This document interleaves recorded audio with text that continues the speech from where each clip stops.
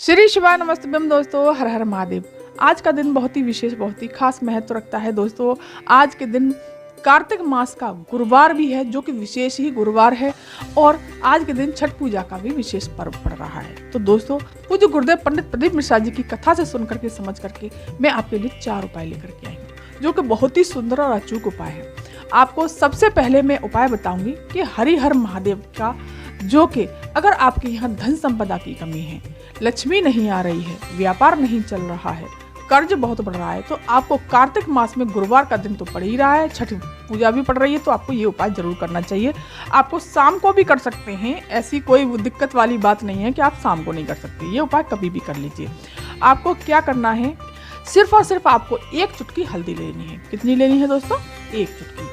और 1 तांबे का कलश लेना है, उसमें जल भर लेना है आपको अपनी रसोई से। गुरुदेव हमेशा कहते हैं, हरिहर महादेव का उपाय है, आपको 1 लोटा जल भर लेना है। कार्तिक मास का महीना है, तो आपको गंगा जल इसमें जरूर डालना है। कार्तिक मास में गंगा जल का मतलब स्नान दान और एक दीप दान का बहुत बड़ा महत्व होता है। तो आपको गंगा जल डालना है और सीधे आपको कहाँ जाना है?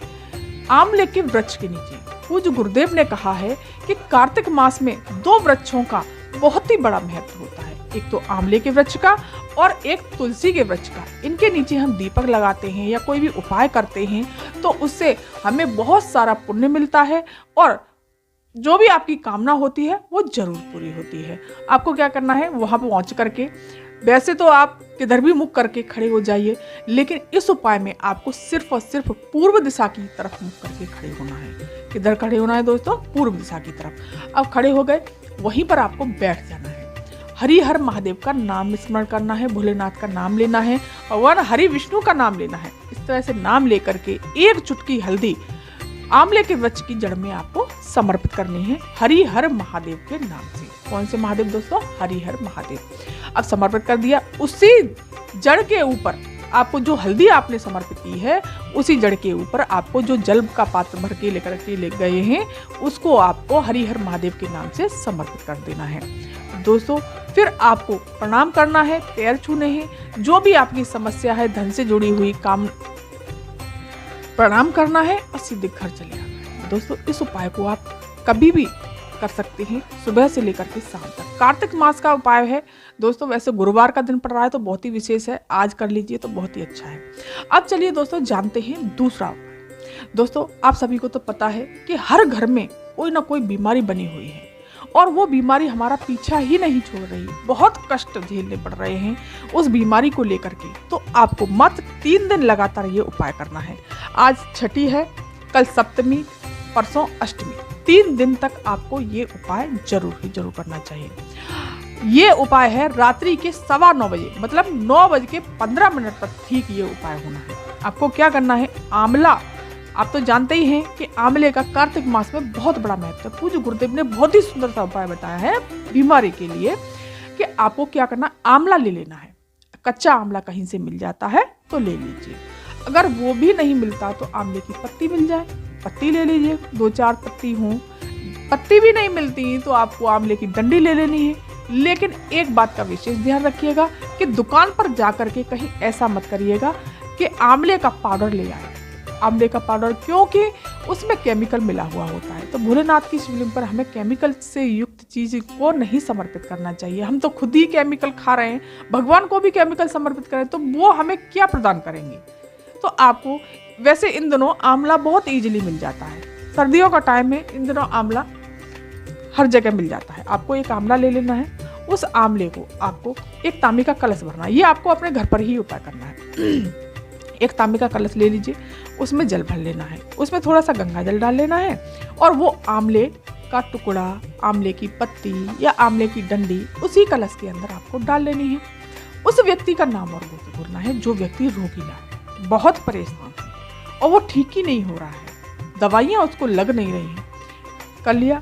अब आपको जो आपके घर में शिवलिंग है, जो भी भोलेनाथ की शिवलिंग है, उसको आपको किसी भी बर्तन में या कैसे भी आप जो भी स्नान कराते हो उस तरह से रख लेना है। रख करके अब उत्तर दिशा की तरफ मुख करके ही बैठना है। इसमें भी दोस्तों इस बात का विशेष ध्यान रखिएगा, ना कि ऐसा करो कि वहाँ पे मंदिर में उत्तर दिशा की तरफ मुख करके बैठो, यहाँ पर ऐसे ही बैठे, नहीं नहीं नहीं, उत्तर दिशा की तरफ मुख करके ही बैठना है। और फिर कुंदकेश्वर महादेव का, कुंदुक का नाम लेना है दोस्तों, कुंदकेश्वर महादेव का नाम लेकर के ये जल आपको सारा का सारा शिवलिंग पर समर्पित कर देना है, उस व्यक्ति का नाम और गोत्र बोल करके।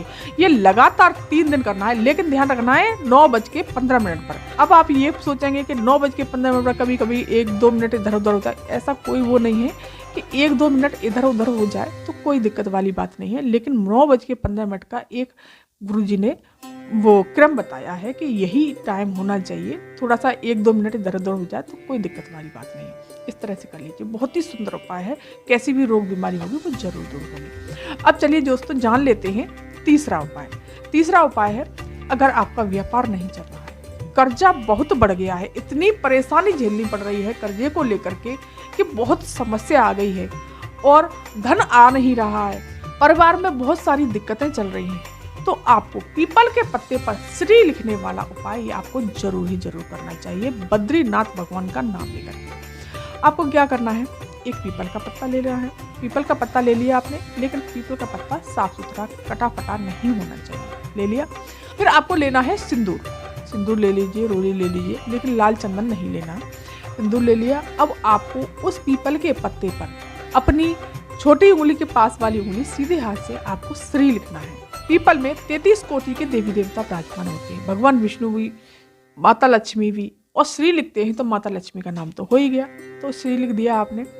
अब आपको क्या करना है, एक कमलगट्टा लेना है, एक कमलगट्टा ले लीजिए, और 21 लेनी है आपको चने की दाल, जो कि कमलगट्टा माता लक्ष्मी को समर्पित होता है, चने की दाल भगवान विष्णु को समर्पित होती है। तो कितना भी कर्जा होगा, व्यापार से जुड़ी हुई दिक्कतें होंगी, पैसा नहीं आ रहा होगा, बहुत कष्ट में जीवन व्यतीत हो रहा हो, तो इस उपाय को करने से निश्चित ही सब दूर हो जाएगा। और एक लेना है आपको, 1 रुपए का सिक्का ले लीजिए, 5 रुपए का सिक्का ले लीजिए, 10 रुपए का सिक्का लेना है आपको, ठीक है, आपको एक सिक्का लेना है, और उसी पीपल के पत्ते पर आपको एक सिक्का रख लेना है, एक कमलगट्टा रख लेना है, 21 चने की दाल भी उसी पीपल के पत्ते पर रख लेनी है। अब वो पीपल का पत्ता आपको अपने हाथ में उठा करके रख लेना है, हाथ में रख लिया। एक तांबे का कलश में आपको जल लेना है, और उस पीपल के पत्ते को आपको दूसरे हाथ से ढक लेना है, ढक लिया। अब आपको जाना है भगवान विष्णु के मंदिर, भगवान विष्णु के मंदिर जाइए, या कन्हैया जी का मंदिर हो आपके पास, या कहीं भी कोई भी भगवान विष्णु का मंदिर हो, वहाँ पर चले जाइए। अगर भगवान विष्णु का मंदिर नहीं है आपके यहाँ, तो आप अपने घर पर ही आपको ये उपाय कर लेना है। और लेकिन जाना आपको मंदिर फिर भी है, आपको क्या करना है, जहाँ आपके पास कन्हैया जी का विग्रह है, लड्डू गोपाल का विग्रह है, उसको रखना है, और उसके चारों तरफ आपको घूमना है, घूमना है। जब उनकी पीठ के पीछे जाएंगे आप, तो आपको बोलना है ओम नमः शिवाय, ओम नमः शिवाय, ओम नमः शिवाय 5 बार, 5 बार बोल लिया। अपनी कामना को सामने आकर के अपनी कामना को कहना है, और इसी प्रकार से आपको सीधे आपको देवादेव महादेव के शिव मंदिर में पहुंचना है। शिव मंदिर में पहुंच करके भोलेनाथ की शिवलिंग पर आपको वो पीपल का पत्ता, जो भी सामग्री है उसमें, वो समर्पित कर देनी है, बद्रीनाथ महादेव का नाम लेकर के। कौन से महादेव का नाम लेना है, बद्रीनाथ, बद्रीनाथ महादेव का नाम लेना है, वो समर्पित कर देनी है। जो जल का पात्र लेकर के गए हैं, उस जल के पात्र को भी श्री शिवाय नमः मंत्र का जाप करते हुए, ओम नमो भगवते वासुदेवाय मंत्र का जाप करते हुए वो समर्पित कर देना है। दोस्तों, कितनी भी धन से जुड़ी हुई समस्या होगी वो जरूर ही जरूर दूर होगी, कर्जा भी आपका चुकेगा, सारे कष्ट दूर हो जाएंगे। कार्तिक मास का तो विशेष महीना है ही, और छठ का भी दिन पड़ रहा है, तो दोस्तों बहुत ही सुंदर उपाय है। अब चलिए दोस्तों जानते हैं तीसरा उपाय।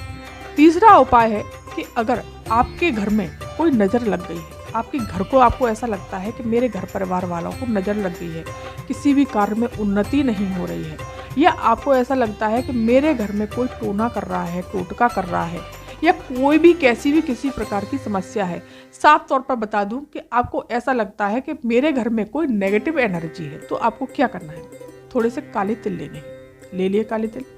अब आपको लेनी है 5 लौंग, लेकिन लौंग फूल वाली होनी चाहिए, टूटी फूटी लौंग नहीं होनी चाहिए, एकदम साफ सुथरी खंडित लौंग नहीं होनी चाहिए। आपने ले ली। अब आपको क्या करना है, ये आपको सीधे हाथ में रख लेना है। आपको ये रात्रि में कर लें, शाम को कर लें, सुबह कर लें, जब आपके मन में हो तब ये उपाय कर सकते हैं। अब ले लिए, अपने सीधे हाथ में ले लीजिए। अब आपको पहुंचना है तुलसी माता के वृक्ष के पास, जहाँ आपके पास घर में तुलसी माता है, वहाँ पहुँचिए। वहाँ पहुँच करके अपने सीधे हाथ में ले करके ओम नमो भगवते वासुदेवाय मंत्र का जाप करते हुए तुलसी माता के ऊपर से आपको 7 बार उबारना है। ना कि ऐसा मत करना कि तुलसी माता की जड़ में समर्पित करना, ना ना ना ना, आपको ऊपर से, तुलसी माता के ऊपर से 7 बार वो अपने हाथ में लेकर के, मुट्ठी में लेकर के उबारना है। उबार लिया। अब आपको अपने पूरे घर में घूमना है, सिर्फ वॉशरूम को छोड़कर के पूरे घर में घूम लिया। अब आपको अपने घर के बाहर निकलना है। अपने घर के बाहर कहीं भी गड्ढा खोदिए, या लेफ्ट साइड में या राइट साइड में, सामने नहीं खोदना, बिल्कुल राइट साइड में या लेफ्ट साइड में गड्ढा खोद करके वहीं पर श्री शिवाय नमस्तुभ्यं मंत्र का जाप करते हुए उसको वहीं पर गाड़ देना है। कितनी भी आपके यहाँ नेगेटिव एनर्जी होगी ना, वो सब दूर हो जाएगी। टोना टोट करके भी आपको डर है तो वो भी नहीं होगा। और अगर आपको ऐसा लगता है कि मेरे घर को किसी ने नज़र लगा दी, तो वो नज़र दोष भी सब दूर हो जाएगी। दोस्तों, बहुत ही सुंदर से अचूक उपाय हैं। इन उपायों को करने से निश्चित ही आपके जीवन में सुख शांति जरूर आएगी। तो दोस्तों, ये थी जानकारी आज की। अगर ये वीडियो जानकारी आपको पसंद आई हो तो चैनल को सब्सक्राइब कर दीजिए, वीडियो को लाइक कर दीजिए, कमेंट में श्री शिवाय नमस्तुभ्यं हर हर महादेव जरूर लिखिएगा। धन्यवाद।